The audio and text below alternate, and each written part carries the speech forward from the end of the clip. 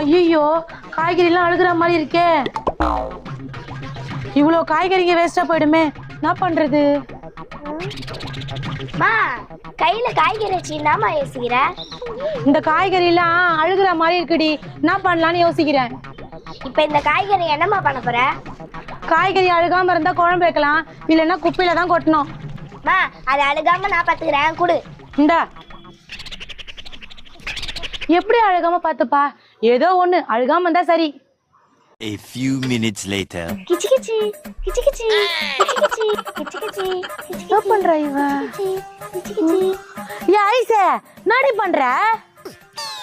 உனதாமா உதவி செஞ்சுனுங்கற.